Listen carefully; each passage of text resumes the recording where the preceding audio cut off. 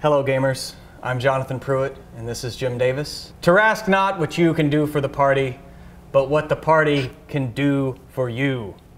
To kill the Tarrasque.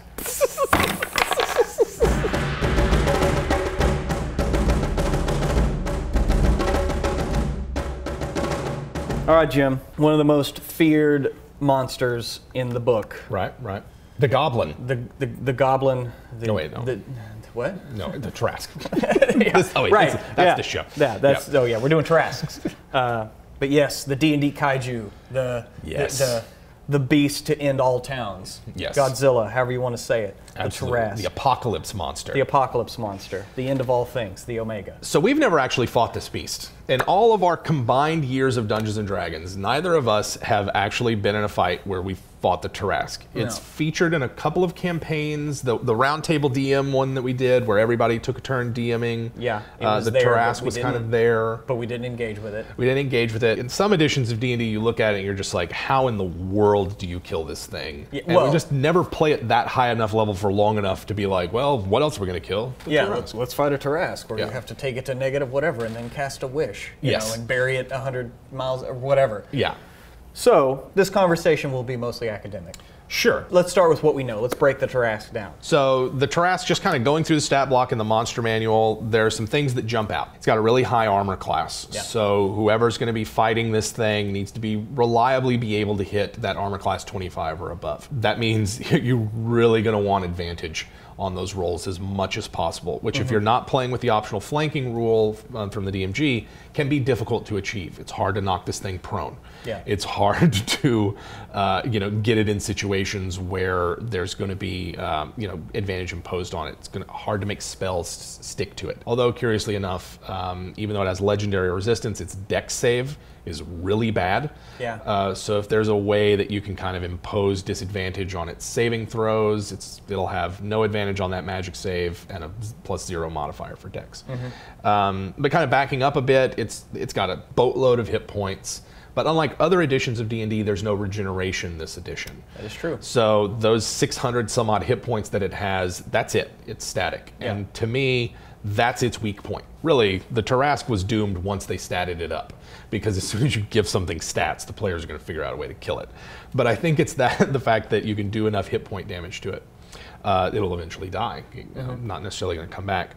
It doesn't have a very good speed, and it doesn't have different modes of movement, so it pretty much just has a land speed. With its legendary actions, it can get a good burst up to 100 feet using those, but then it's using all of its legendary actions for movement, and not necessarily for the damage that it does. So it might be a good way to keep it moving, so it's not attacking. Keep it moving, yeah. So right off the bat, looking at those things, its hit points, its armor class, and its speed. What I'm thinking of is the party needs to be highly mobile. Yeah. Do not get in melee with this thing if you can help it. Yeah. Or if you do get in melee, you need to be able to get in and out very quickly. Yeah. So I'm thinking like Blade Singer Wizards with their ridiculously high AC and stacked magical defenses can go toe-to-toe with it. Perhaps Shadow Monks who can GTFO if they need to. Yep. I would not put a fighter or paladin or even necessarily a barbarian in melee with it, because the amount of damage it can do in a round is pretty significant, and can bring even a tough PC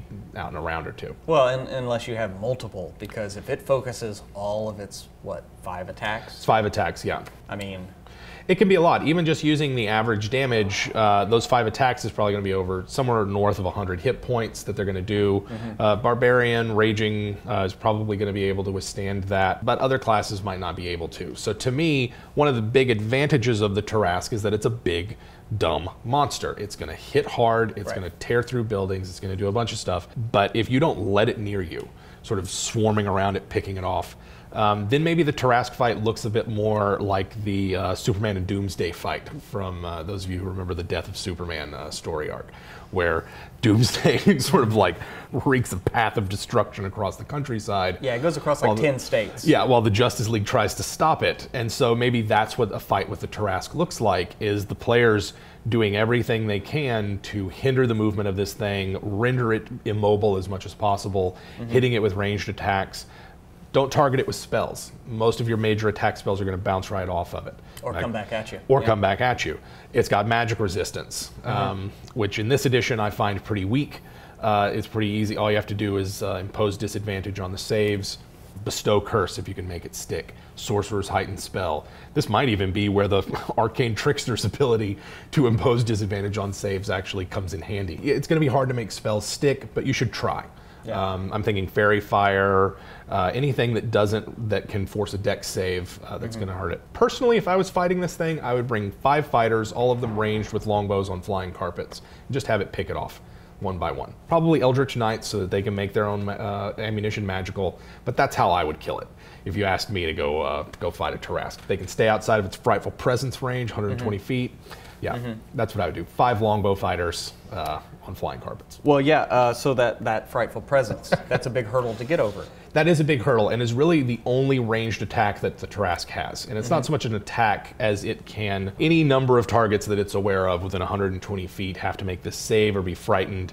And so there's a strong potential that not everyone in the party is going to be able to act on any given round, because maybe they're, they've suffered that, they failed that save to be frightened, and they're running away. So that might be a reason why you want to bring a Devotion Paladin. You can bring a Devotion Paladin, have them clump up early. Get them clumped up early, get through that save. All right, guys, it's just a Tarrasque. We can do this. And then you go to work. And then you go to work. Then you split up so that you're not all kind of clumped together.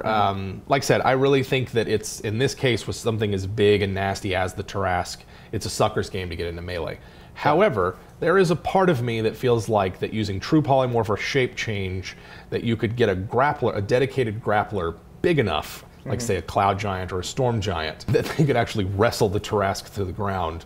I don't know if it's possible. It'd probably be a long shot, but there's something really cool in my mind of the player just suddenly growing to huge and gargantuan and wrestling Godzilla to the ground. It's very Attack on Titan. Very Attack on Titan. So how about some campaign ideas? Because, the mechanics of the Tarrasque, I mean, at the end of the day, all you have to do is do enough hit point damage to it to kill it. You don't have to get fancy. Stay out of its reach and plink away at it. It might take a few days.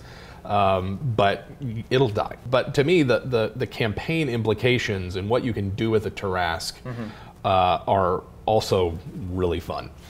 Yeah, I mean, is there any reason why the Tarrasque isn't introduced in the first adventure and it becomes a thing of we have to go on an adventure just to find a way to kill this thing as it's ravaging all these countrysides? Yeah. And every now and again, you might come across it, right? Yeah, you might come across it. What if you do some damage each time? Yeah. Who knows, like, how fast will that heal? Like, that would be up to the DM. Yeah. But you don't necessarily have to do everything all in one fell swoop. Yeah, so the entire campaign then becomes about researching and understanding what the Tarrasque is. By the time a character, a group of characters is 20th level, they need to be doing divinations and researching almost any major opponent that they're going up against. So there's no excuse for them not knowing the Tarrasque's strengths and weaknesses. This thing shouldn't be just a random encounter that they're surprised by. It needs to be a set-piece fight. Right. I like the idea of the Tarrasque as a weapon of the gods, sort of kept in slumber deep beneath the earth or the ocean or something, and the players have to wake it up because this is what the gods created to fight Demogorgon or to fight Asmodai as he's sort of coming into the, or Tiamat. Any of those big ones where an extraplanar god or deity or demon prince is coming through, why don't we just sick the Tarrasque on him? Yeah, it then really becomes like any Godzilla, but like the first one. Right. Or he's not destroying Tokyo, now he's here to protect Tokyo. Yeah. He's like, hey, that's my town to destroy. You can't do that. That's my town. There are other ways to deal with the Tarrasque, I think. You can drown it. It's like all other, it's not amphibious. It needs air to breathe. If you really wanted to get fancy, you could just open a gate to the portal of water and somehow lure the Tarrasque into it. I kind of think it might be an interesting campaign idea to say, open a portal to the Dweeblix's lair on the Abyss. And instead of trying to kill the Tarrasque, you're trying to bait it to walk into the Abyss and let the Lord of Oozes deal with this thing. Yeah. And then you just have to guard the gate so that more demons and demonic oozes don't get out while you wait for the Tarrasque to wander in. Yeah, because he can't, because his attacks aren't magical. Yeah, his attacks aren't magical. He's not going to be able to harm most of the demon princes. But the demon princes are going to be able to slowly eat through the massive amount of hit points and defenses that the Tarrasque has. So, I mean, that's just kind of how I am. When you ask me how would I defeat these monsters, my first thought is, will one spell do it? Yeah. And gate probably will. Just gate it someplace unpleasant, close the gate, and then forget about it. If you have to do it conventionally, then 5 fighters with longbows on flying carpet should do it. Another thing, it doesn't have a good perception. It does not have a good perception, so it's going to be easier to sneak up on. Yes, it has blind sense, but reread the entry of blind sense in the monster manual. It's not an auto detect. Right. It's still possible to use stealth while, against a creature that has blind sense. They just don't need to see to perceive you. Right. So maybe you describe your character as covering their scent somehow, or making sure that they're walking very softly, or, there's many different ways. Really, pass without trace is what you need in order to be able to sneak up on this thing. So there you go again. Shadow Monk would be really good. Certain types of bards, certainly druids and rangers all have access to that spell. So if you are going to bring a varied party, having a group of party members who can alter the terrain, maybe a druid and a wizard, someone who can cast spell support on the players. Yeah. Don't even worry about casting spells at this thing. And then someone highly mobile, and then maybe someone who's really good at ranged.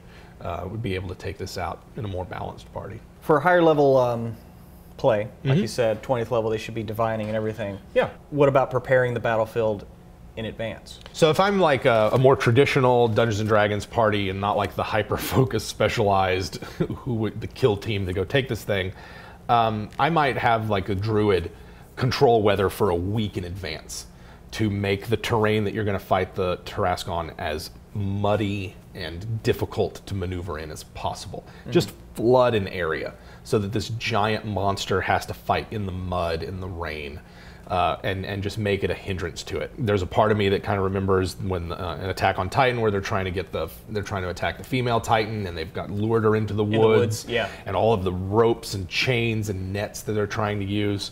I can see fighting this thing in the woods being really good. Number one, it gives you, if it's especially heavy woods, it gives you a lot of concealment and obscurement that you can use to retreat back and forth from and hit it from different angles, particularly if you're highly mobile. If you've altered the terrain in some way to make it muddy or difficult or slippery or something, to force it to make like dex saves to see if it can't regain its footing, or to somehow obscure its vision even more. Make it difficult for this creature to get to you. Yeah, something in between Attack on Titan and the Ewoks. Yes, exactly. You just have traps and like logs and just everything you can to hamper this thing's movement. Yeah, and its intelligence is 3. Yeah, right. It's a big dumb beast. So let's flip it around. As the DM, as the DM, how would you play that Terrasque? So like just in a straight up fight. Yeah. Like, would you constantly focus fire? Like, is that fair to players? Yeah. Like, if there's multiple targets, do you only focus on one, knowing that if you do, you know what I mean? Yeah. So I think a lot of that comes down to play style and DM style. For me, I prefer a more naturalistic approach where I look at the monster stats and I go, okay, it's a beast, it's an animal that this thing doesn't have a sense of tactics or strategy. The optimal attack strategy with this is hit with the tail first, force it prone, and then your other 4 attacks have advantage. But this dumb animal is not going to be able to do that.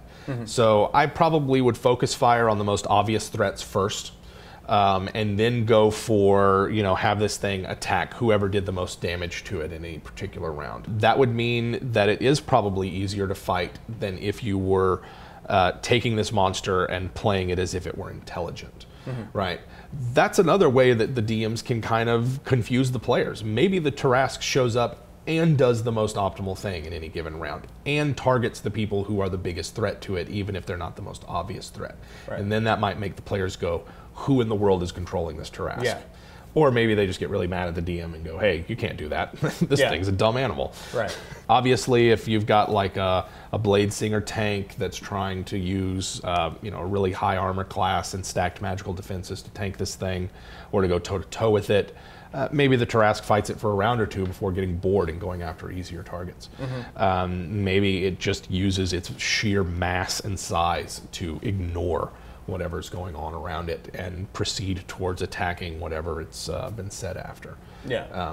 One of the things about it, because it does double damage to structures, maybe the party is trying not so much to defeat it, but to stop it from doing something. Stop it from attacking the castle. Stop it from rampaging through the capital city. Trying to lure it away.